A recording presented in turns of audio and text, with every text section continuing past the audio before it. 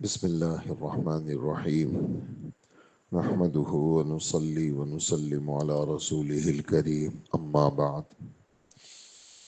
اسلامی عقائد میں ایمان کا ہمارا بیان چل رہا ہے۔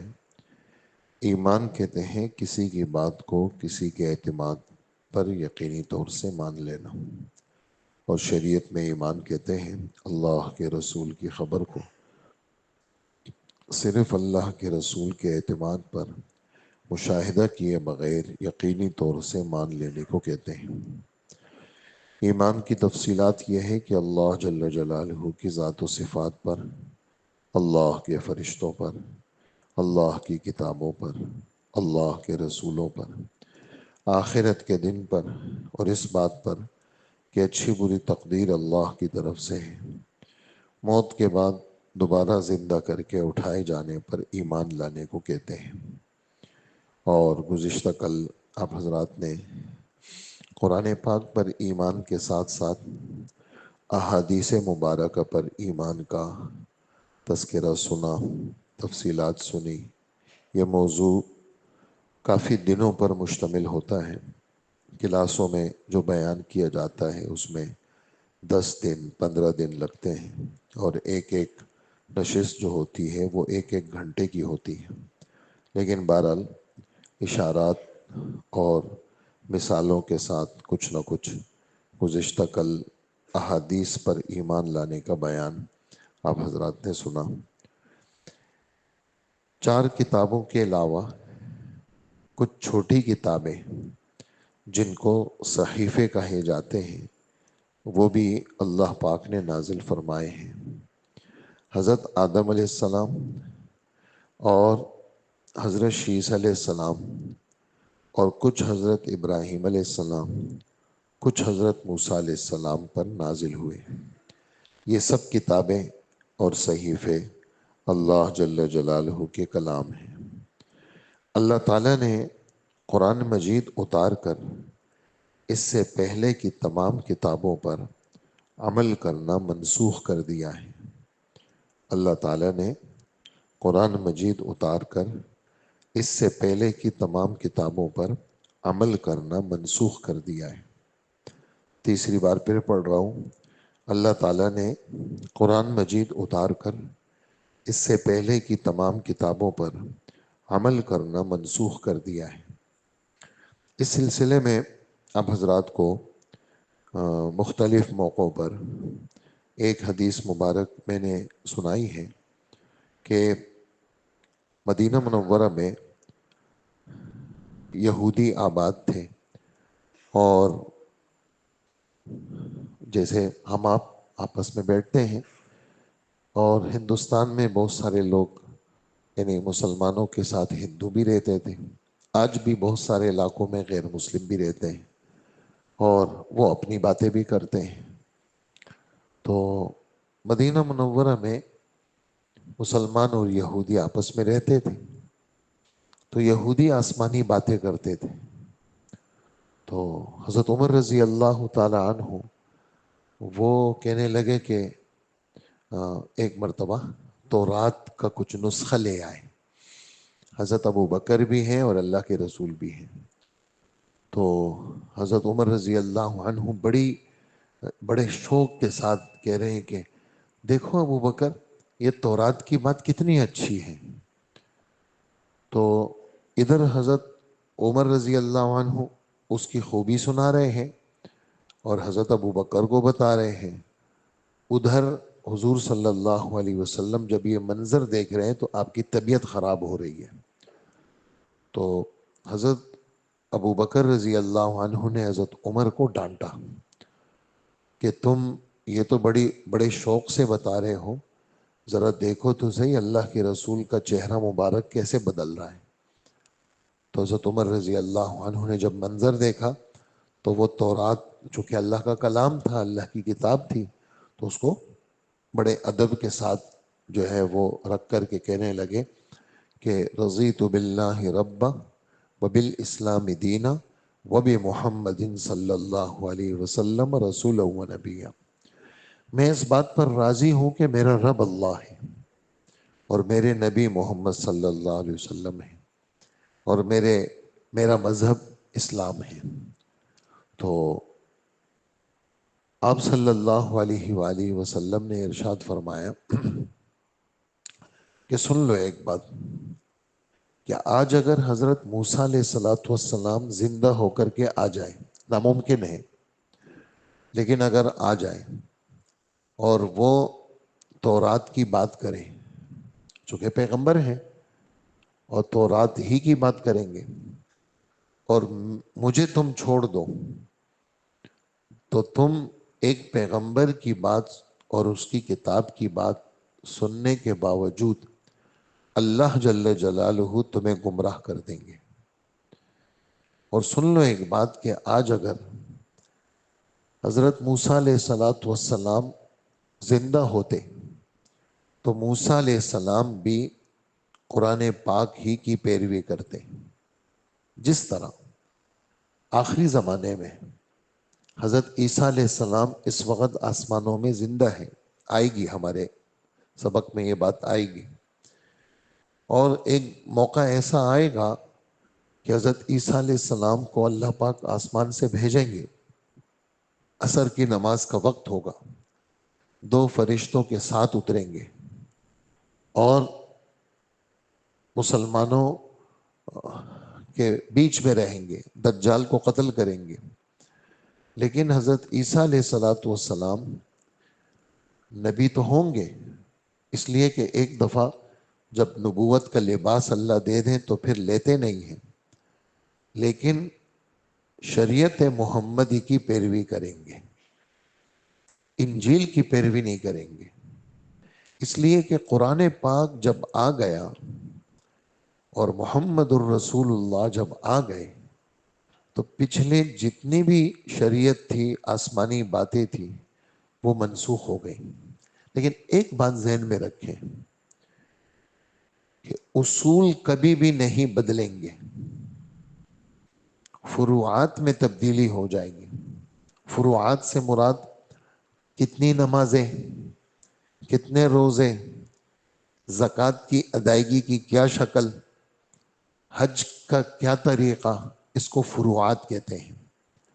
اصول کس کو کہتے ہیں؟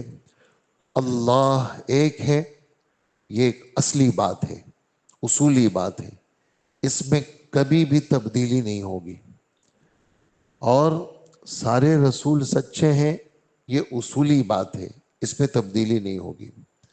آسمان سے جو کچھ رب نے اتارا ہے وہ سچ ہے، قابل عمل ہونا نہ ہونا یہ الگ بات ہے، لیکن جو رب نے اتارا ہے وہ سچ ہے۔ تقدیر اپنی جگہ پہ اس کا بیان آئے گا، یہ بھی اصولی بات ہے، یہ بھی سچ ہے۔ آسمان اور زمین کے پیدا کرنے سے پہلے جو کچھ ہونے والا ہے قیامت تک، وہ اللہ نے پہلے سے لکھ لیا۔ یہ اللہ کا کمال علم ہے کہ جو چیز ہوئی نہیں ہے وہ لکھ دی ہے، اور اسی طرح ہوگی، اس میں ایک بال برابر فرق نہیں آئے گا، اس پر ایمان لانا۔ اسی طرح آخرت سچ ہے، موت کے بعد کی زندگی سچ ہے۔ یہ اصولی گفتگو جو آپ سن رہے ہیں، فرشتوں کا موجود ہونا، کتابوں کا سچا ہونا، یہ اس میں کسی مذہب میں تبدیلی نہیں آئے گی، اور اس کو اگر کسی نے کوئی گڑبڑ کر لی تو وہ مسلمان نہیں ہے۔ اصول میں نے کل ایک مثال دی آپ کو کہ ایک آدمی کمزور ہے عمل کے اندر، اللہ پاک کو عمل کی کمزوری گوارا ہے، معاف کر دیں گے اللہ پاک، لیکن اس کا مذاق اڑانا، اس کو نہ ماننا، اس کو ہلکا سمجھنا، یہ معاف نہیں کریں گے، اور اس کی بخشش بھی نہیں ہے۔ اور ایسا آدمی کافر ہے جو اصولی چیزوں کو مذاق میں لیتا ہے یا انکار کرتا ہے۔ تو یہ بات ہمارے سب کے ذہنوں میں ہونی چاہیے کہ اصول میں کبھی تبدیلی نہیں ہوگی، ہاں فروعات میں تبدیلی ہے۔ جیسے میں نے آپ سے عرض کیا، ہماری 5 نمازیں، 2 4 4 3 4 فرض نمازیں، باقی چیزیں آگے پیچھے وہ سنت ہے، واجب ہے، سنت موقدہ ہے، یہ چیزیں ہیں، لیکن جو چیزیں فرض ہیں وہ یہ ہیں۔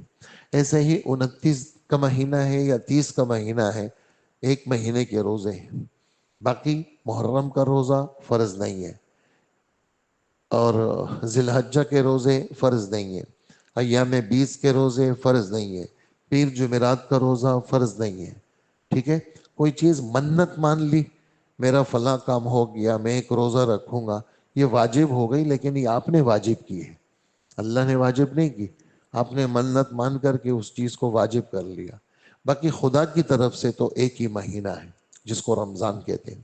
ہاں، ان کے ترتیب الگ تھی جو پچھلے مذہب والے تھے، اور اسی طرح زکوٰۃ ہمارے ہاں 100 میں 2.5 روپے، اور ہمارے ہی لوگ استعمال کرتے ہیں، ہمارے ہی لوگوں سے مراد یعنی مسلمان غریب استعمال کرتے ہیں۔ لیکن اس زمانے میں زکوٰۃ کیا؟ زکوٰۃ، خیرات، جانور ذبح، گندم لوگ لاتے تھے، ایک جگہ ہوتی تھی وہاں رکھتے تھے، آسمان سے آگ آتی تھی، اس کو جلا دیتی تھی۔ جس زکوٰۃ خیرات کو آگ جلا دے وہ علامت تھی کہ یہ قبول ہو گیا۔ ہمارے ہاں ایسا نہیں ہے، ہم زکوٰۃ کو پھینکتے نہیں ہیں، ہمارے غریب لوگ یعنی مسلمان لوگ اس کو استعمال کرتے ہیں۔ تو یہ فرق ہے، اس کو فروع کہتے ہیں، اس کو کیا کہتے ہیں؟ فروعات کہتے ہیں۔ تو یہ والی چیزوں میں تو فرق ہے، لیکن اصول میں کبھی بھی فرق نہیں ہوا۔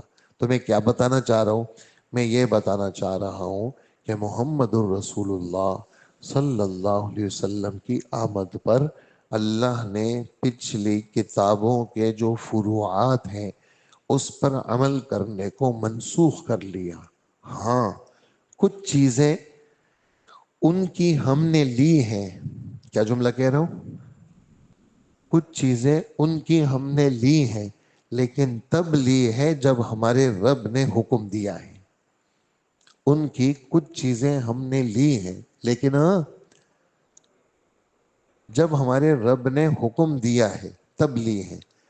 ان کی کتاب میں ہو، انہی کا ہو، ہمارے رب نے حکم نہیں دیا پھر ہم نہیں لیں گے۔ ان کی کتاب کا ہو، انہی کی چیزیں تھیں، ہمارے رب نے ہمیں حکم نہیں دیا اور منع کر دیا پھر ہم نہیں لیں گے۔ ہاں، ان کی چیزیں تھیں، ہمارے رب نے بھی کہا ہاں تم بھی کر لو یا تم مت کرو، تو پھر ہم کریں گے یا نہیں کریں گے؟ اپنی کتاب اور اپنے نبی کے کہنے پر کریں گے یا نہیں کریں گے؟ ان کے کرنے، ان کے کہنے یا ان کے نہ کہنے پر کسی چیز کو کرنا یا نہ کرنا وہ نہیں کریں گے۔ ہاں، اپنے نبی کے حکم کو دیکھتے ہوئے کریں گے۔ اسی وجہ سے حضور صلی اللہ علیہ وسلم فرماتے ہیں کہ میرے بارے میں کسی یہودی کو پتہ چل جائے، بہت قیمتی بات ہے یہ، اور سے سنیے گا، میرے بارے میں کسی یہودی کو پتہ چل گیا کہ بھئی آخری پیغمبر آئے ہیں اور وہ ان کے اوپر کتاب اتری ہے قرآن پاک، اور پھر وہ اپنی یہودیت پہ اڑا رہے یا عیسائیت پہ اڑا رہے، تو وہ یہودی محمد الرسول اللہ کو نہ مان کر کے دوزخ میں جائے گا۔ کیوں؟ محمد الرسول اللہ کا ماننا فرض ہے اس کے لیے، اگر نہیں مانے گا تو وہ کافر ہے۔ اسی وجہ سے قرآن پاک میں نے پڑھی تھی یہ والی باتیں، عیسائیوں کو اور یہودیوں کو حضور صلی اللہ علیہ وسلم کے نہ ماننے کی وجہ سے کافر کہا ہے۔ اگر یہودی عیسائی حضور کو مانیں گے تو پھر وہ یہودی نہیں رہیں گے، وہ مسلم ہو جائیں گے۔ میری بات سمجھ رہی ہے؟ اگر یہودی نے لا الہ الا اللہ محمد الرسول اللہ کلمہ پڑھ لیا تو وہ مسلمان ہو گیا، عیسائی نے لا الہ الا اللہ محمد الرسول اللہ کلمہ پڑھ لیا تو اب وہ عیسائی نہیں ہے، اب وہ کیا ہو گیا؟ اب وہ مسلمان ہو گیا۔ تو یہ باتیں ہیں، اصولی باتیں ہیں، آپ حضرات سے میں نے عرض کر لی۔ اللہ تعالیٰ نے قرآن مجید اتار کر اس سے پہلے کی تمام کتابوں پر عمل منسوخ کر دیا۔ قرآن مجید سے یہ بات ثابت ہے کہ موجودہ تورات، زبور، انجیل اصلی کتابیں نہیں رہیں، بلکہ یہود و نصارہ نے اس کے حروف اور الفاظ بدل دیے ہیں۔ ان کے متعلق یہ عقیدہ رکھنا چاہیے، یہ والی بات چونکہ عقیدے کی ہے تو دل کے کانوں سے سننی چاہیے۔ کیا؟ یہ موجودہ تورات، زبور، انجیل اصلی آسمانی کتابیں نہیں ہیں۔ آج کل کی جو تورات ہے، آج کل کی جو انجیل ہے، آج کل کی جو زبور ہے، یہ اصلی کتابیں نہیں ہیں، بلکہ ان ناموں کی اصلی کتابیں نبیوں پر نازل ہوئی ہیں، ہمارا ایمان اس پر ہے۔ ہمارا پہلا پارا الف لام میم جب سورت شروع ہوتی ہے، اللہ پاک کیا فرماتے ہیں؟ الذین یؤمنون بالغیب ویقیمون الصلاة ومما رزقناہم ینفقون والذین یؤمنون بما انزل الیک وما انزل من قبل کا۔ ایمان والے، اے محمد الرسول اللہ، آپ پر جو اترا ہے اس پر بھی ایمان لاتے ہیں۔ اے محمد الرسول اللہ، آپ سے پہلے جو نبیوں پر اترا تھا اس پر ایمان لاتے ہیں۔ یہ نہیں کہا کہ آپ پر ایمان لاتے ہیں، آپ کی کتاب پر، اور موجودہ تورات انجیل پر ایمان لاتے ہیں، نہیں، جو اللہ نے اس وقت اتارا تھا اس پر ہمارا ایمان ہے۔ موجودہ چونکہ بدلا ہوا ہے، بدلی ہوئی چیز پر ہم ایمان نہیں لاتے۔ اصلی جو تورات انجیل زبور تھی، ہمارا اس پر ایمان ہے۔ اگر کوئی شخص اصلی تورات زبور انجیل کو اللہ کی کتابیں نہ مانے، وہ کافر ہے۔ ایک آدمی کہتا ہے میں جو حضور اللہ نے تورات اتاری تھی، نعوذ باللہ، میں اس پر ایمان نہیں لاتا، تو وہ مسلمان نہیں ہے۔ کیوں؟ اللہ کی بات کا منکر ہو گیا۔ میں جو اللہ نے زبور اتاری تھی میں وہ نہیں مانتا، تو یہ کافر ہے۔ اللہ نے جو انجیل اتاری تھی میں وہ نہیں مانتا، تو یہ کافر ہے۔ ہاں، اس وقت جو انجیل ہے میں اس کو نہیں مانتا، کیوں؟ اس میں لوگوں نے تبدیلیاں کر لی۔ اس وقت جو تورات زبور ہے میں نہیں مانتا، کیوں؟ لوگوں نے تبدیلی کر لی۔ اتنا ہی آج کا سبق ہے۔ اللہ پاک ہمیں عمل کی توفیق عطا فرمائے۔ اللہم صلی علی سیدنا و مولانا محمد وآلہ واصحابہ اجمعین۔ اے اللہ، ہمارے گناہوں کو معاف فرما، ہماری مغفرت فرما، ہمارا بیٹھنا قبول فرما، خیر کا معاملہ فرما، شر سے حفاظت فرما، عافیت اور خیریت ہمیں نصیب فرما۔ کسی انسان کا ہمیں محتاج نہ بنا۔ آج کا روزہ بہت ہی آسان فرما اور قبول فرما، اور جتنے روزے باقی ہیں سارے روزے آسان فرما، قبول فرما۔